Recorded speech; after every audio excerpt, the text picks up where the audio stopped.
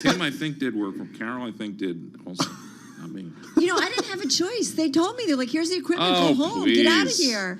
I was like one of the excuse. last people. I actually, it's so funny, I just was kind of like packing all that stuff away, and I'm like, I think it's time to bring it in. I want to bring it back. My wife keeps telling me, can you bring this back to work yet? My husband at one point. It's like a big case. He took the big cable and like he's a like. TV camera? No, the camera's not. Put it We just have the away. audio equipment. I did have the TV camera for a long time, though. All right, we got to talk markets. Beyond the Bell starts right now.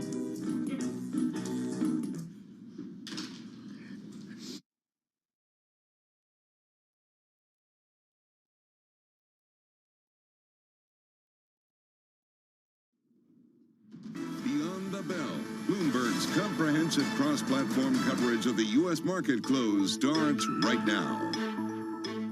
And right now, we are 2 minutes away from the end of the trading day. Romaine Bostic here, counting you down to the closing bell, and here to help take us beyond the bell. It's a global simulcast with Carol Massar and Tim Stenovic. Welcome to our audiences across our Bloomberg platforms, television, radio originals, and our partnership for those folks streaming on YouTube. Carol Massar, last time we talked, stocks were pretty much where they are right now, and that's holding on to some pretty sizable gains, at least for some of the indices here. We're looking at what's shaping up to be one of the best days of the year. Yeah, risk trade is on. Anything that's sensitive to higher interest rates are certainly rallying. Take a look at home builders, take a look at office REITs, and also take a look at the emerging markets index. I'm looking at the MSCI emerging markets index up 1.2%. The risk trade is investors just buying it across the board here. I hate to be that guy, but we did speak to Ira Jersey a little earlier in the day, and of course he covers the bond market.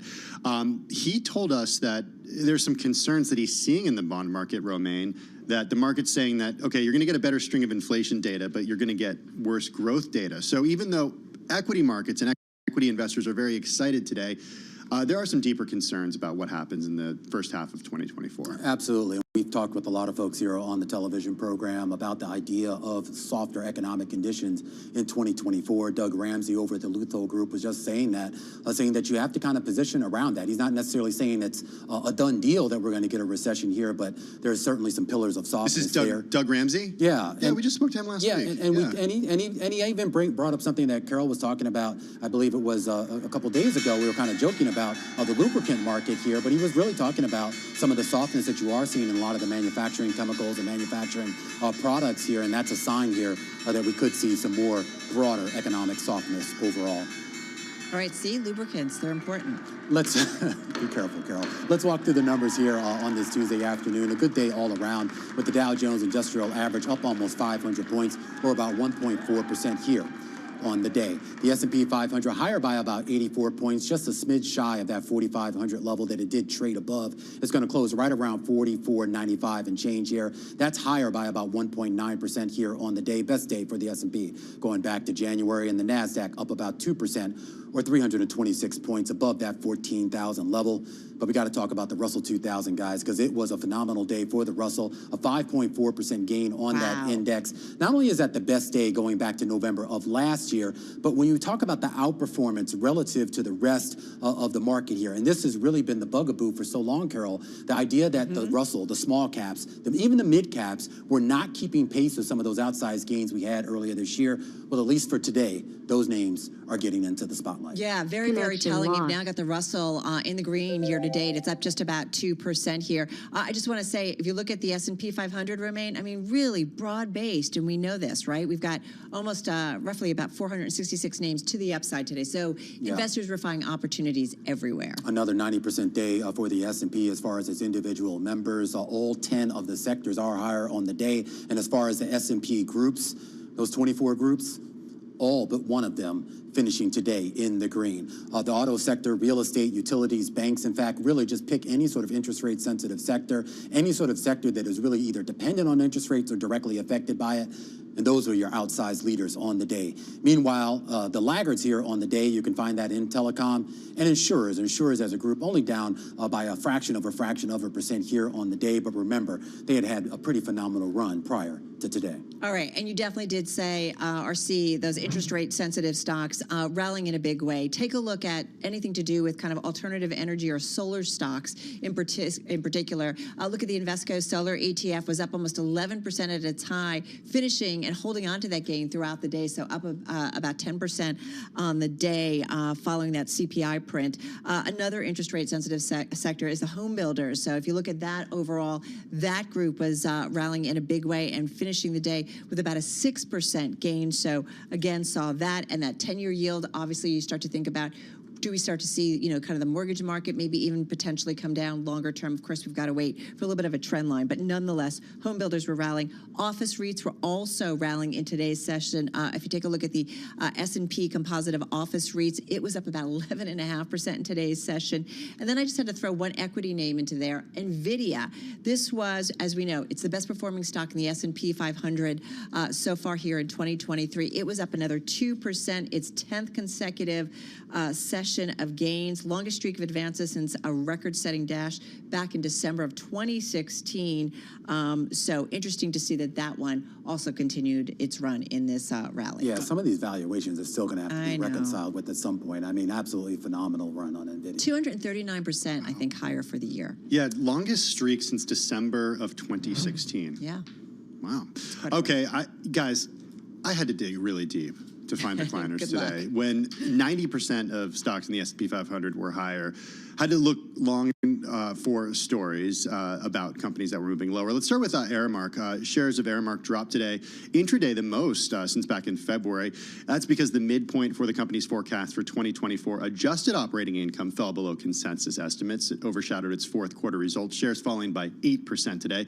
You know Aramark, they do food and facilities management services. They do this at stadiums, at concert venues, uniforms, refreshments, work apparel, and more. So I wonder what that says about the 2024 outlook for those types of events. Also, Fisker shares falling today. This after the company's third quarter revenue missed estimates. The company said it found material weakness its internal control over financial reporting. Shares falling close to 19% today. It actually hit an all-time low. Shares are down more than 53% this year. It's lost nearly 90% of its value since February of 2021. And then Workhorse, speaking of all-time lows, shares hitting an all-time low today, though only closing down about 0.1%. Shares fell after the company reported net sales for the third quarter that missed the average analyst estimate. Romaine, back in 2021, this company had a market cap of more than $4 billion. Now it's $102 million. Wow. Yeah. Okay. Well, that's not good. No. All right. It's quite a decline. To put it mildly here, I should just point out too, we need to talk about yields, but I was just trying to look at the last time we really had a day with this type of breadth here, and you really have to go back pretty far here. We had a couple days over the summer like this, but really right now this looks like you kind of have to go back to March of this year to find anything really comparable. Remarkable, right? Yeah, remarkable. And not only that, it's kind of similar story in the Treasury market. You're looking at 21 basis points lower on the 2-year yield. Again, you got to go back to those big ructions that we had back in March to see a downdraft in yields that were as severe as what we saw here on the day here.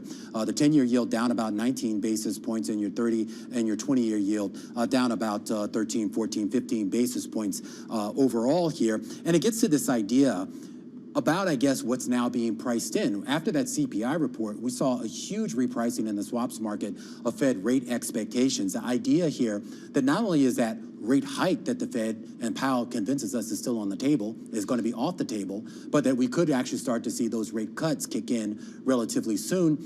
And Ken Griffin was asked about this. Sonali Basak had a chance to sit down with him down in Miami earlier today, and he said, look, this is now a credibility issue for the Fed. I mean, this isn't like, oh, look, okay, we messed up the first time around, now we're going to mess up again on the other end here. And he's basically saying that this is kind of a make or break moment for the Fed to kind of, I guess, really pay attention to the data and be prudent in its next move. Yeah, if 2% is the target, 2% is the target, right? So you've got to kind of stay the course. I mean, he also, Griffin, that is, thinks what the 10-year should be about 4.5% here. So what are we at? Finishing at about 4.44. Yeah, so pretty much where we are. I would also say that we've heard many, many times from the Fed chair and from all the Fed speakers that they're looking at every little bit of data, not just one piece of data. And to that end, we do still have a lot more economic data that comes before the December meeting. And indeed, we have tomorrow. We have PPI and of course, retail sales as well. So the question is, does it continue to support the narrative that, inflation is indeed easing, that that narrative that started a couple of weeks ago, Romaine? Or does it kind of throw some water on that theory? Yeah, I mean, I was also looking too. It's one thing that got really overshadowed by the CPI report today was some of the earnings that we got, particularly out of Home Depot. Yeah, which exactly. They weren't awful, but when they start talking about people aren't spending on big ticket items anymore, just flat out. I heard what they said, and I thought Home Depot stock would go lower as a result, but no, stock rallied it was today. going to be one of my gainers, and essentially analysts better than feared. It's apparently a thing. So much for great. Now it's better than feared. Well, then what's the setup into tomorrow? Because when you go hear from Target, I think it's tomorrow, TJX, if I believe, is also tomorrow, and then later in the week we get Macy's and a few other names here. I mean, the end of the day here, you have a consumer that we know has cut back, at least on the good side of spending here. And we even saw softness on the services side. And in fact, some of the disinflationary trends we saw in that report with core goods actually contracting and core services declining, or the slowing, I should say, the pace of inflation, that seems to be more of a reflection of demand. Well, maybe we have to kind of separate what we heard from Home Depot today with what we're going to hear from these other companies. I mean, we talked to Mark Bitzer over at Whirlpool a few weeks ago, and he basically said, okay, people aren't redoing their kitchens anymore, but if they're and buying new refrigerators, but if their refrigerator breaks, they're going to go out and buy that new refrigerator. Replacement, right? But replacement, not discretionary. So I don't know. I agree that later this week with the other earnings we're going to get. I mean, well, with the real estate market kind of seized up around the country, I think that kind of makes sense for a Home Depot, for a Lowe's. But I mean, it makes sense, but you just can't. I mean, you're just going to put all your things on replacement? No, if they break, you got to buy a new Okay, well, if Ted Decker over at Home Depot, if he wants to go to everybody's house door by door and break their refrigerator, though they can buy one, isn't that like how the mob used to do it back in the day? They come and break your window. It doesn't seem like. By the way, we efficient happen to also run a window. I don't know. I didn't I have don't a know. mob in Carol, my you know neighborhood. about. You're from. Although I am from New Jersey. Yeah. All I will say is that that retail sales number, which is looking like a lot weaker than what we got the month before, this is going to be an October read. September was pretty strong. I'm wondering how much of the tone in the trade could it potentially change dramatically? If it came in really strong, would we see a different trade potentially? Yeah, absolutely. And I do wonder whether some of the gains we saw today had clawed back. I mean, you mentioned the retail sales report. Don't forget, we still got all the nonsense in Washington that, in theory, needs to be resolved by the end. Fight Club. They're going to get it done. They're going to get it done. But are you lonely today, Romaine? Only one. It felt like there was two. Like, wow, do you want us to hang out with us? Do you want to hang out with us for the rest of the hour? Personality. I'm sorry, what? All right, we got to run. We're going to get you out of that. space. Goodbye. We'll see you tomorrow. Our cross-platform radio, TV, YouTube, and Bloomberg Originals. We'll see you tomorrow.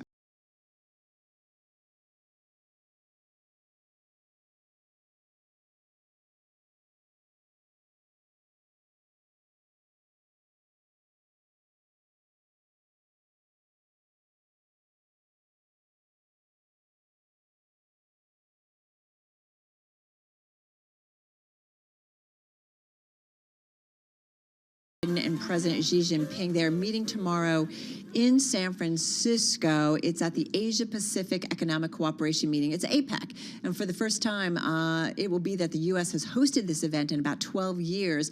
And it's really an opportunity for the two leaders to meet face-to-face against a backdrop of a very tense relationship, to say the least. Yeah, well, Citadel's Ken Griffin telling our Sonali Basic that a decoupling of the U.S. and China would be catastrophic. Just ask all the executives on the sidelines of the APEC gathering. We've got folks from Microsoft, Citi, ExxonMobil, really a who's who of the multinationals that we talk about each and every day. And they're all looking to get their own FaceTime, Carol, with President Xi and many other Asian leaders. Yeah, no doubt about it. All right, this story by Bloomberg's Thomas Black and Dina Bass. Thomas is Bloomberg News industrial logistics and aerospace reporter. He's with us from Dallas, our bureau there, along with Bloomberg technology editor, executive editor, that is Tom Giles, who edited the story. He's on Zoom in our San Francisco bureau. Hey, Thomas, I want to start with you. So tell us about some of the folks that are going to be there, just vying for some time with President Xi.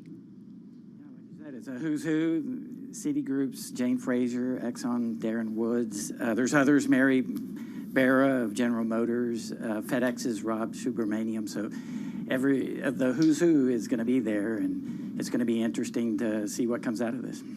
So, Tom, come on in here and give us an idea of, what exactly these executives want. We talked about this a lot yesterday with Eric Schatzker, who's fresh off the New Economy Forum, and talked a lot about the, you know, not to look too much into the meeting between the two presidents, but to really think about how important China's economy is to so many U.S. and multinational companies. What are these leaders trying to accomplish? Yeah, absolutely. I mean, I think they want to basically say we need to get back to business with China. There's been a lot of rhetoric for several years between the U.S. and China. There's been a lot of changes in the relationship. It's very frosty lately.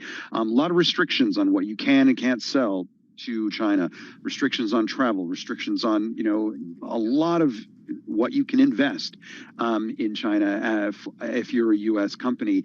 And there's a lot of companies who are looking at this and saying, look, we want to make sure that there's a market there for what we sell. We want to make sure that our supply chain can remain unrestricted, relatively open. We want to make sure that there's going to be things like IP protection, that our technology isn't going to get ripped off.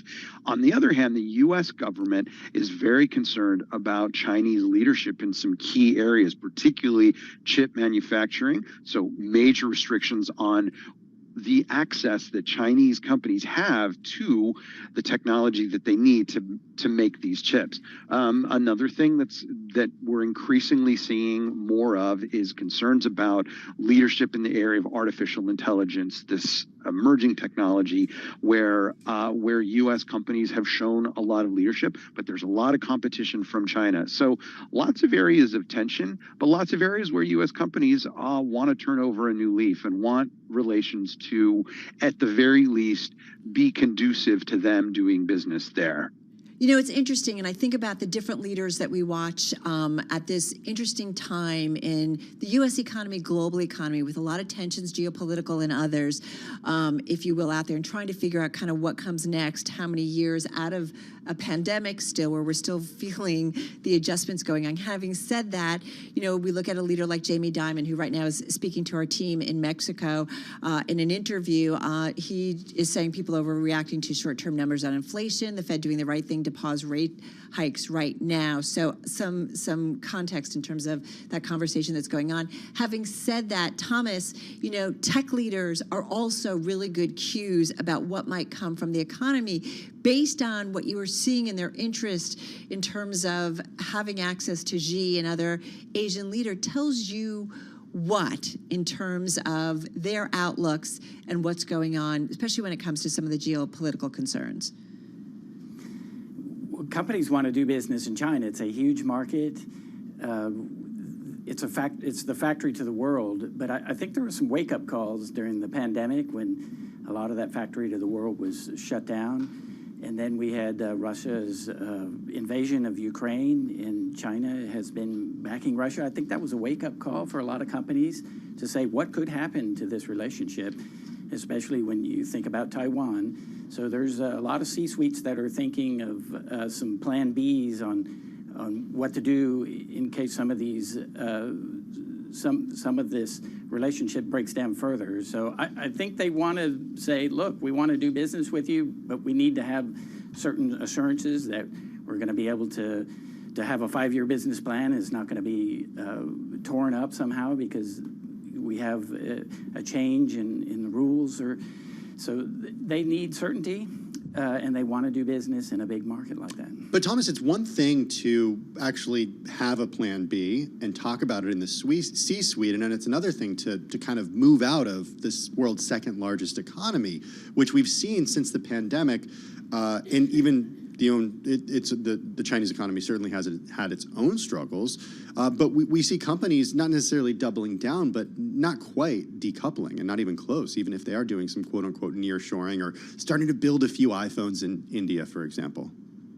I think there's some nibbling around the edges, but it's really hard to decouple from China because the whole supply chain is there. It's a one-stop shop manufacturing area. So it's very difficult for companies to pull up fruit from there. Right. Just ask Tim Cook, who, Tom Giles, interestingly enough, is not going to be there. Well, he's been to China twice this year already, I know, Carol. but still, it's interesting. We don't have any indication that he will be there. Apple is sending an executive who is well versed in U.S.-China relations. But no, as far as we can tell, Tim Cook will not be there. You will have a lot of other very senior tech executives who are scheduled to be speaking at the CEO summit. I will just say there is a distinction between getting in front of this audience, getting addressing the CEO summit and going to the dinner with Xi. That is going to be happening tomorrow evening. As we've reported, the question is who's going to be at that dinner. We're looking to break some news on that. So just because someone is going to APAC does not mean necessarily that they're going to be at the dinner. We are told that there's spaces for several hundred executives to sit down and dine with President Xi. And we're told that it's a hot ticket and that there's a long waiting list. And we'll be looking to break news on exactly who will be going to that. Really fascinating. ExxonMobil, Meta, I mean, there's just so many different companies certainly jockeying for some face time there. Hey, guys, thank you so much. So appreciate it. Bloomberg's Thomas Black, who is Bloomberg News Industrial Logistics and Aerospace reporter, and, of course, our Tom Giles, Bloomberg Technology Executive Also, it's in Editor. San Francisco, so a lot of the tech companies don't have to even go very far in order to send their executives. So Tim Cook could show up, I guess. It's pretty cool. It's pretty cool. All right, everybody. Jamie Dimon saying Fed doing the right thing to pause rate hikes right now.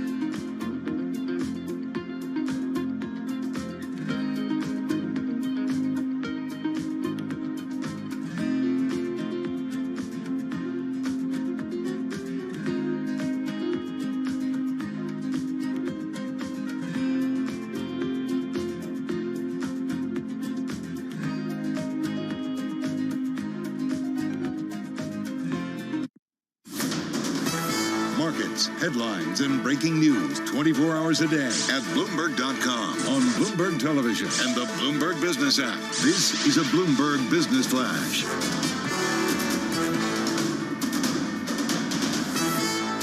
I'm John Tucker in the Bloomberg Newsroom with this Bloomberg Business Flash. What a rally today. One of the best days on Wall Street this year. It was a broad-based rally as Treasury yields dove. The inflation report this morning showed price gains slowing. The so-called core consumer price index increasing just 0.2% from September. Well, traders now think the chance of another rate hike by the Fed essentially is zero. They also pulling forward bets of when the Fed's going to cut rates into the first half of next year. All 11 major industry groups in the S&P 500, they ended the session higher with real estate in the lead. S&P 500 now just 3% away from its all-time high. I'm not making fun of you. I'm just talking with my co-host before we get going. Oh, no, please. I hope I'm not being too loud. No, you're great. You're doing a great job. Could you keep it down in there? In the belly of the curve, we saw the 5-year Treasury falling 25 basis points. And trust me, that's a big move. The 2-year was down 20 at 482. The benchmark, the 10-year, 18 basis points lower at 445. A Home Depot reporting earnings that were not as bad as feared. Shares ended the day up over 5%. Honey, it's not as bad as feared. Like, I'm going to use that at home. Does that work well at home? Oh, this bill, not as bad as feared. I crashed the car, but it wasn't as bad as feared. I got that one actually from my son today. Did you really? The bumper fell off his That's car. what happens. Sometimes, as somebody who's a son whose bumper has fallen off, okay, that can happen. He said it was a purely cosmetic damage. Yeah, I agree with him. How much can a bumper cost? He said. Anyway, Ka-ching, ka-ching. we checked the markets for you. Sometimes the mirror falls off too, and you just don't know I how have that actually happens. fixed the mirror. You go to. Did you ask him first and say, hey, you're okay? No, what? No, he called me. Oh, what a good I know he's okay. son. Not He's as okay. bad as feared, Dad. He's not going to be okay after I get through with him, but whatever. Anyway, that's your market update. Hey, by the way, Nancy's said that her son's bumper cost close to $800. Nancy Lyons. Oh, thanks. Yeah. That really sets me up for a good mood on the way home. Sorry. Thanks. Thanks, Nancy. Hey, but the belly of the curve's doing really well. All right, John Tucker, thank you. Well, it's time now for another edition of Bloomberg Plugged In. It's your weekly look at EVs. And Carol, one story that caught our eye highlights a new study that shows that EVs are actually the only bright spot when it comes to the world's climate fight. Yeah, it seems like global efforts to reach net zero carbon emissions are failing in almost every way, with one exception. That's my drum roll, the boom in electric vehicles. And that's the conclusion of a study that was jointly conducted by the Bezos Earth Fund and other nonprofits, which assessed 42 different measures key for the world hitting net zero by 2050. They cover electricity, industry, transport, land, as well as the need to scale up nascent carbon removal technologies and climate finance. Okay, so there you have it. All right. Let's see how we go. Meantime, we want to get to kind of related but interesting because it does get into the auto world. It is the Bloomberg Big Take today, and it dives deep specifically into the world of subprime auto loans. Deja vu, folks, all over again. Okay, so tell me if this rings a bell for you, Carol. A bank goes out and gives a loan to someone who may be at risk for not paying back their loan. Maybe they're a person who filed for bankruptcy in recent years. Maybe they don't make that much money. The bank then goes and takes that loan. They bundle it together with tens of thousands of other loans, and then they use this giant pool of debt to create an asset-backed security, securitize them, and they go and sell it to investors. Is it 2008, Does it sound- everybody? does it sound like anything 2007, you've- 2008? I'm not talking about the real estate and the run-up to the great financial crisis. I'm talking about cars, and that's been what's happening in recent years. Let's get to it. Paige Smith is consumer finance reporter for Bloomberg News. Her story is not just today's Big Take, but it's also the Big Take podcast, which you can find at Bloomberg.com or wherever you get your podcasts. Do not miss the Big Take, Bloomberg Radio, weeknights at 11 p.m. Wall Street time. Okay, quite a setup for you, kiddo, but it's a killer story. What exactly is going on? So thank you for having me, first of all. Thank you. I have to say, this is not 2008. I'm going to put a big hatchet in that. And just to be clear, Because investors are actually making money. no, investors are making money off of these things, but also there were a lot of things that were going on in 2008 that are not going on now. First of all, the share of outstanding auto loans are nowhere near mortgages in the current outstanding auto loans. So it's a much smaller market to begin with, and these are sort of, as one person in our story put it, these are structured to withstand a nuclear blast, because essentially a lot of lessons were learned from 2008, and these securitizations are much, much safer. Wait, okay. How can you structure something to withstand a nuclear blast if somebody simply can't pay their auto loan back? So if you think about it, the underlying collateral, those are all the auto loans, are all packaged together, but the securities pack in a heck of a lot of extra padding on either side, on all of, sort of around all of those assets. So On higher rated loans? on higher rated loans. Or more credit worthy, But if you will? we actually found that in terms of not the number of borrowers, but the amount of money underlying these bonds, 60% of the outstanding loans, I believe that's the figure, but triple check me in the story there, 60% of the outstanding auto loans could go bad before any investors take a hit, actually. So it is again, these are sort of Wait, so the structured. company initially projected that customers would fail to repay 42%? They projected that they would fail to repay 40%, but the gosh, I would have to find it here, but That's okay. that is keep going. approximately the figure. And So in other words, a high failure rate is factored in. Yeah, I mean, And as you very point high out in the failure story page, according to LexisNexis and Moody's, 30% or more of subprime auto loans typically fail. correct, and that's different from the asset-backed securities. So to go back to the 2008 point, but chronically, yes, LexisNexis and Moody's and actually a few other sources see around 30% of subprime auto loans failing. You're All right right. about the 60%, by the way. Okay, so good. So we checked for you. So, okay, so borrowers are going to default on no more than about 60% of the money they owned, and bondholders are going to get repaid. So they're going to make money. So, phew, investors are going to be okay.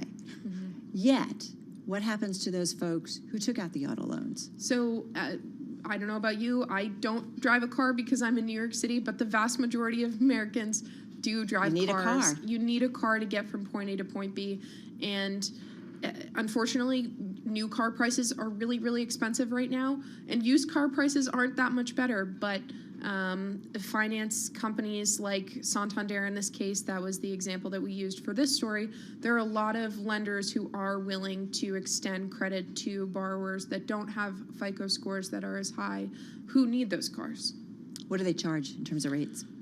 So for this story, we looked at a couple, they're a married couple, they've been together for 48 years, live in South Georgia, and the rate on their truck was 22.05%. So that works out to around, if you look at how much they financed, would have been around, if they had made every single payment on that loan, it would have been around twice the amount from the beginning. And they were making Wait a payments. second, and they it- were together 48 years? Yes, How in indeed. the hell? I know. That's I know. where John goes. Well, here's... He's like, screw what's I going thought on. you were The going to other talk book, about. how did that I happen? thought you were going to talk about the interest rate here because that's. I mean, how much of this? What would you say to someone who pushes back on not just the lenders but the people who are taking? Like, are the people who are taking out these loans? Is this their last option for a vehicle, or did they find themselves in the wrong place at the wrong time? I think it probably, if I had to say, it's probably a combination of both. I think that you might be able to negotiate that interest rate down a little bit, but no, I think that is pretty, for subprime borrowers, that's actually a pretty standard interest rate for these auto loans. And when we talk about subprime borrowers too, just to be clear, that's folks with credit scores that are 620 or below. Well, what's interesting, so they ultimately default, correct? Correct. And that car gets repossessed. Yes. Their car was repoed, and they actually ultimately filed for bankruptcy earlier this year. No, Go ahead, Carol. well, and are they the couple that then eventually got another car? So yes, actually.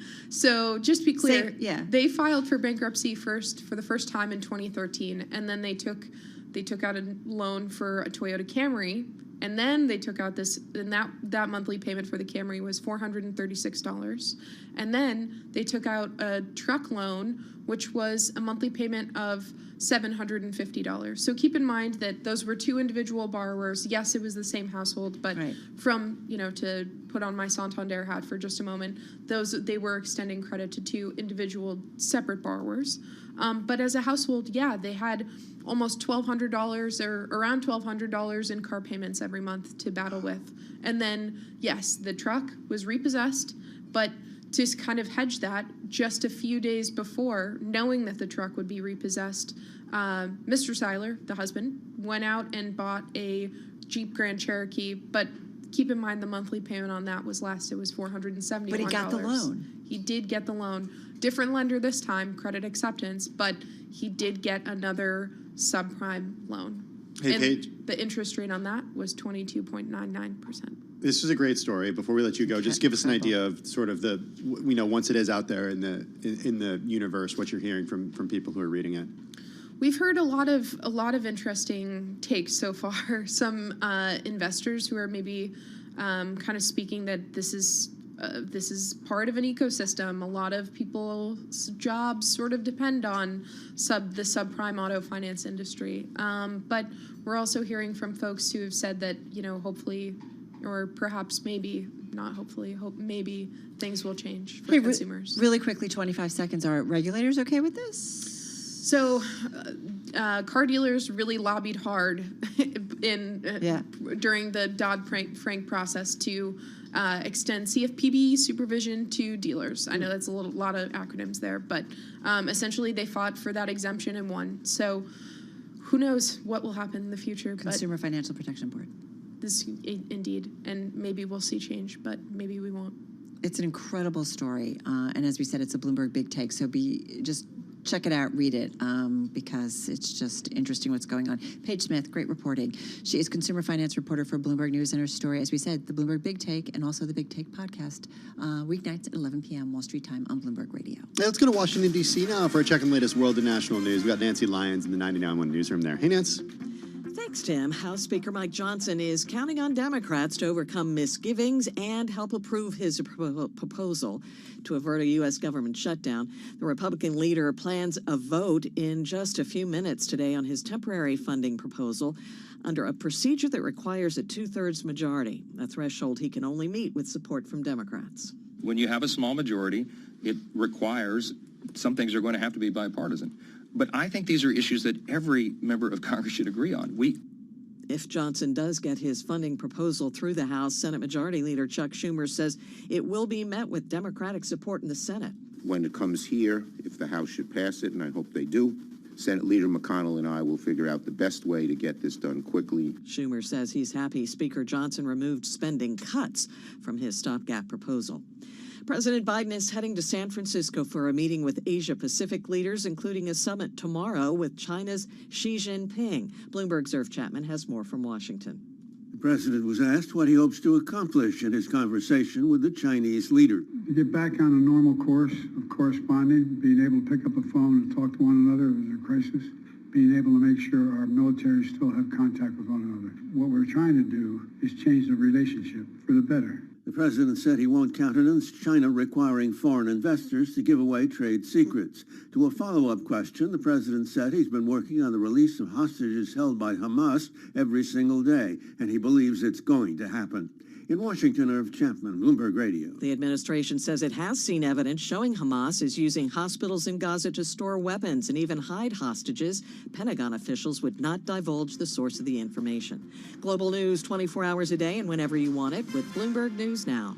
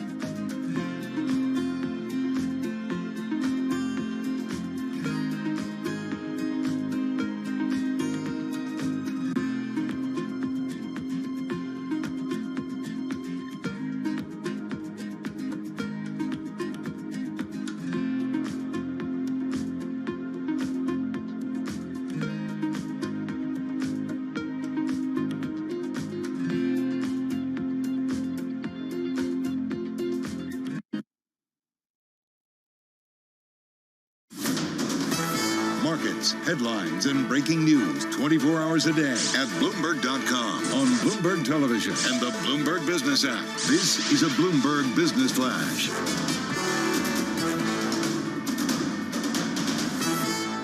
And I'm John Tucker in the Bloomberg Newsroom with this Bloomberg Business Flash. Stocks ending the day sharply higher, led by the Nasdaq's 2.4% surge as inflation continues to ease up. The S&P 500 ended up 84 points, right around 1.91%, the largest one-day point gain since January. Year to date, S&P 500 up 17% now. And you had the Treasury yields plunging as the Consumer Price Index slowed, suggesting the Fed's rate hikes are done. Jay Bryson, the chief economist at Wells Fargo, reacted to this morning's inflation report.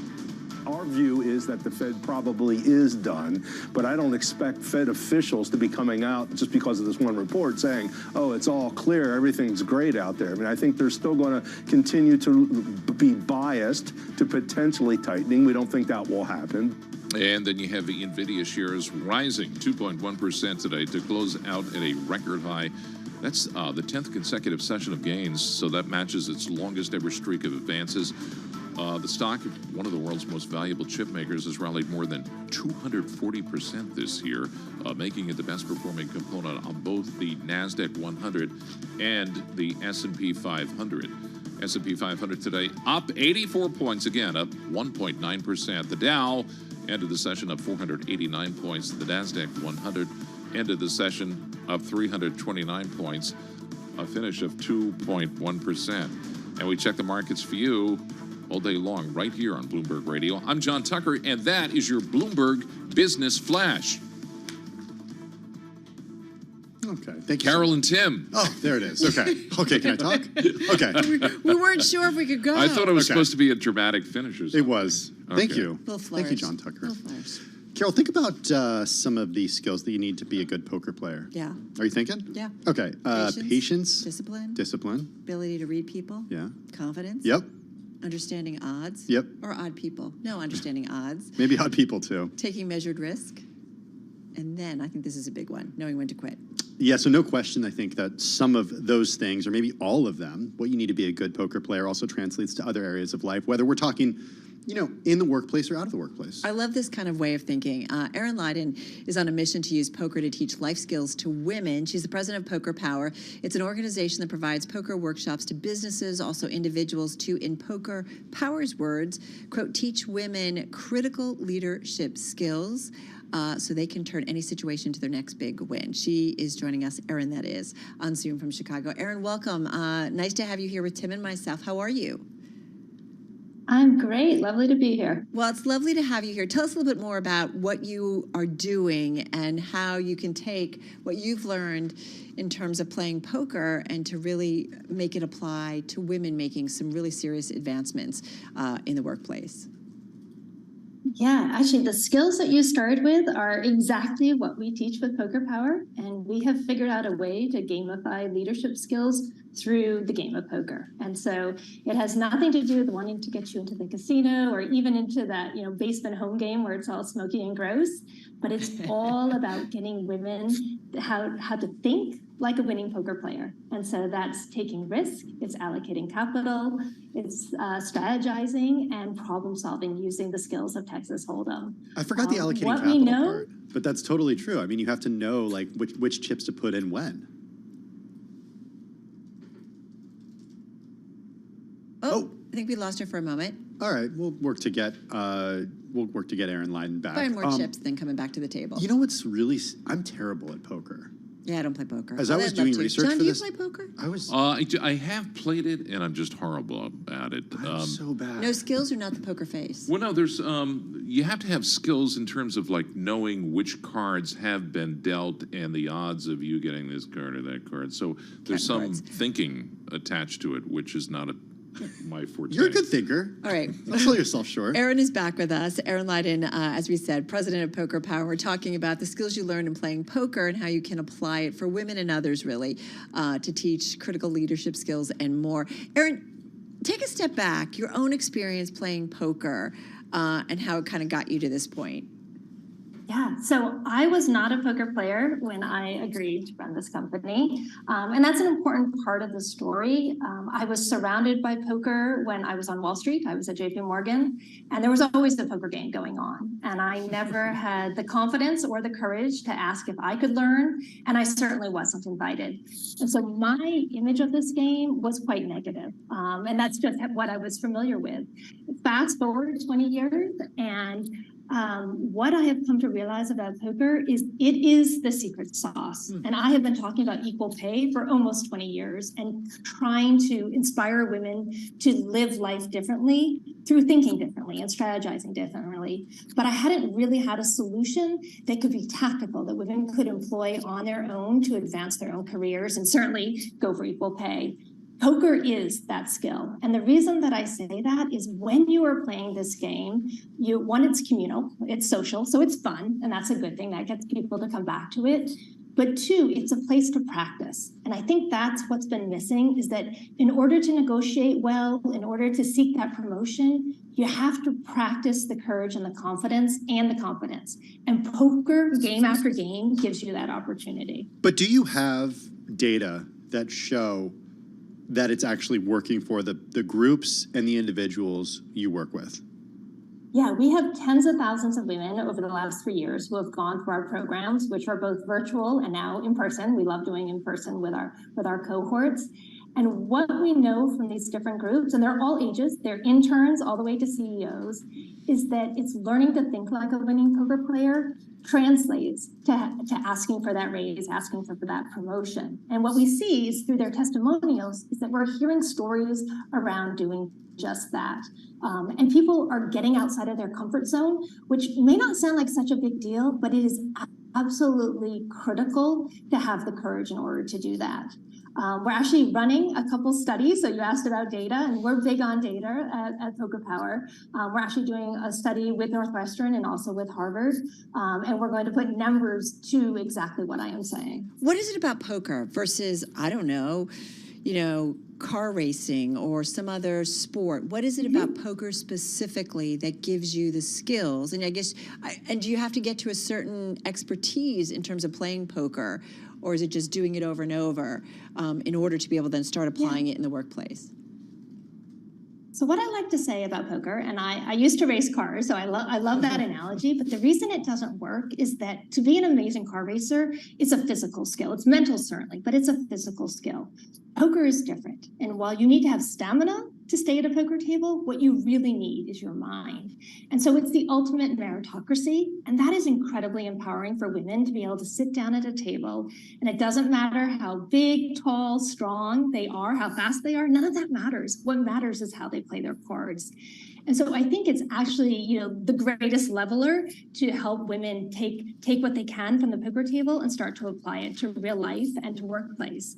And what we like to say is there's some number of hands. And so I think it's about 100 hands of play for you to really start to understand the rules of the game, the position that you play in the game, and how your stack of chips factors into the game. Those are sort of the key elements that you maneuver hand after hand. After those 100 hands, I say, you can go play in a charity tournament and you will not be the first person to bust. And the reason that matters is we need more women sitting at the table at those charity events, because right now it's almost all men who are playing the game. And that's where the deals are getting done, and that's where the networks are formed.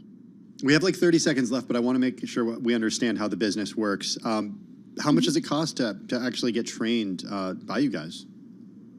Yeah, so you can enroll in virtual classes today. We have them starting at the beginning of every month, and it's $50 for 4 classes. So we feel very strongly about not having barriers to entry. If you would like to work with us as a corporate partner, you should reach out directly to me and the team, and we will create a bespoke experience that is one of a kind for your clients, for your internal employees, and for the different women cohorts that you'd like to work with. Really interesting. All right, Erin, thank you so much. Erin Leiden, she is the president of Poker Power, joining us on Zoom from Chicago. Interesting. So I guess there is hope for me. What, you gonna go play poker now? Not good. I'll say that. Why? Oh, for playing poker? I'm not good at poker. Yeah, well, but all it takes is 100 hands. More the roulette kind of guy? No, I don't do any of that stuff. I'll tell you my Vegas story at Slot some point where I lost a lot of money, and a I'm just Vegas never going to do story. it again. Yeah. always are good stories. All right, this is Bloomberg.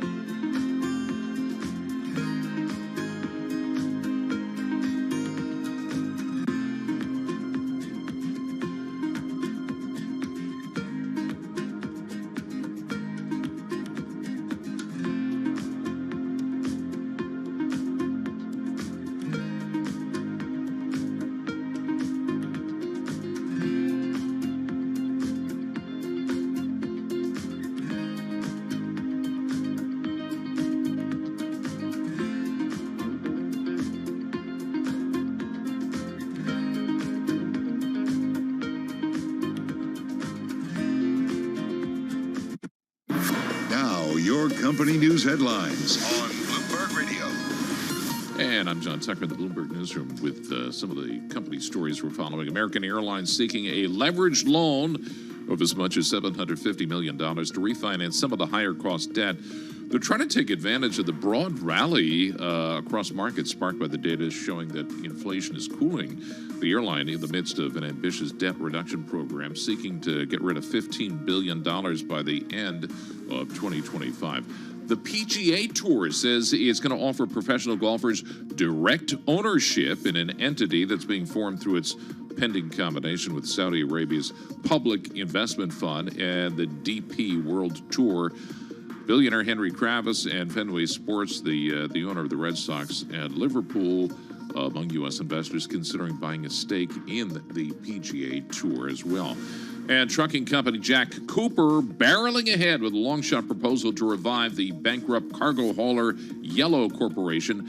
That would give lenders less cash than they'd get through a planned liquidation of the company. Now, in order for Cooper to succeed, they have to either convince Yellow to give up an auction set to start later this month or persuade a judge to delay Yellow's liquidation plan. And billionaire and former hedge fund manager Leon Cooperman taking a late stake in Manchester United, the soccer club. Don't call it football. It's nearing the end of a year-long bidding war. Bite your tongue there, buddy. I think it's the most boring sport. But anyway, those are the company stories we're following this hour. I'm John Tucker, and this is Bloomberg.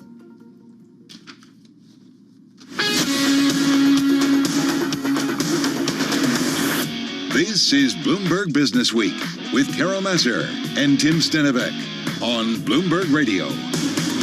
It is Bloomberg Business Week. Carol Masters over there. I'm Tim Stenivek. Let's go to Washington, D.C., though, because we want to get a check the latest world and national news. Nancy Lyons is in the Bloomberg 99.1 newsroom in Washington, D.C. Hey, Nance. Thanks, Tim. President Biden is heading for San Francisco, where he'll be meeting tomorrow with Chinese President Xi Jinping.